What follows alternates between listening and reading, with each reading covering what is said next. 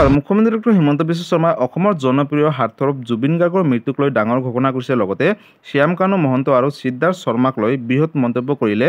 পোনপ্ৰথমতে মুখ্যমন্ত্ৰীয়ে কি ক'লে আপডেটটো এবাৰ চাই লওক। যে SITয়ে যদি ভাল ৰিজাল্ট দেখুৱাব নোৱাৰে আমি লগে লগে CBIক পঠাই দিম। শ্যাম কানু মহন্ত অসমত আহিলেও আমি তেওঁক সোধপোছ কৰিব লাগিব, তেওঁক মাতিব লাগিব। গতিকে ই এটা আইন আৰু তদন্তৰ প্ৰক্ৰিয়াৰ মাজেৰে গোটেইটো আগবাঢ়িব।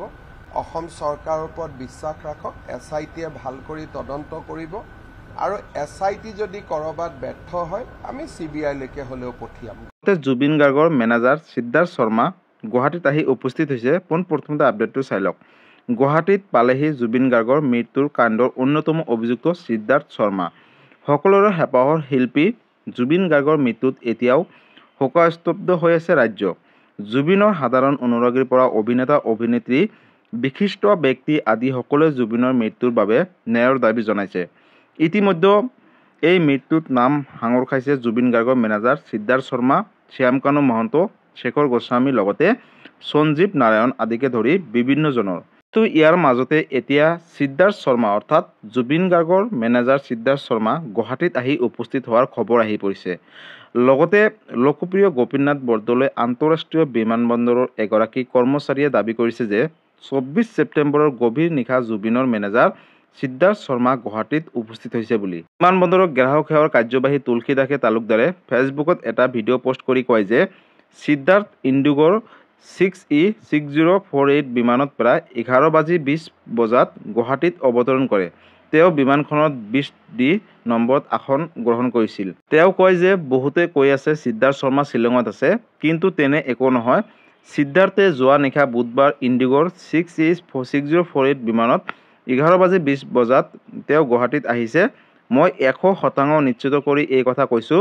এইগৰাকী মহিলাই ভিডিঅ' এটা সামাজিক মাধ্যমত ভাইৰেল হৈ পৰে।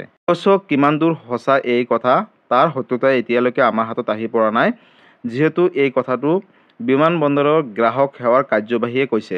উল্লেখযোগ্য যে 19 ছেপ্টেম্বৰত ছিংগাপুৰত অতি ৰহস্যজনক অৱস্থাত জুবিন গাৰ্গে মৃত্যুক সাৱটি লয়। সেই সময়ৰ কেইবাটাও ভিডিঅ' এতিয়ালৈকে পোহৰলৈ আহিছে, য'ত জুবিন অতি ভাগৰুৱা দেখা পোৱা গৈছে। ইমানে নহয়, জুবিনে যেতিয়া পানীত সমস্যা পাইছিল তেতিয়া সিদ্ধাৰ্থ কেৱল চাইহে আছিল, তেওঁক একো কৰা নাছিলে। বহুতে জানে যে জুবিন গাৰ্গৰ স্বাস্থ্যৰ অৱস্থা অতি বেয়া আছিল, কিন্তু তাৰ পাছতো শ্যাম কানু মহন্তই বলপূৰ্বকভাৱে জুবিনক ছিংগাপুৰলৈ নিয়াৰ অভিযোগ উত্থাপন হৈছে। ইতিমধ্যে জুবিনৰ বিষয়টো তদন্ত কৰিবলৈ অসম আৰক্ষীয়েও 10জনীয়া SIT গঠন কৰিছে।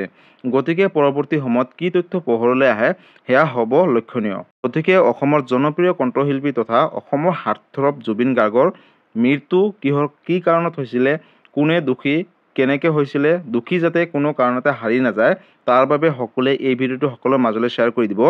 লগতে শ্যাম কানু মহন্ত আৰু সিদ্ধাৰ্থ শৰ্মা ক'ত আছে কোনোবাই খবৰ পালে সকলোৱে চৰকাৰক অৱগত কৰিব, যাতে তেওঁলোকে কোনো কাৰণতে হাৰি নাযায়। লগতে আপোনালোকে এই ভিডিঅ'টো সকলোৰে মাজলৈ শ্বেয়াৰ কৰি দিব, যাতে এই ভিডিঅ'টো চাই সকলোৱে এই আপডেটখিনিৰ কথা জানিব পাৰে।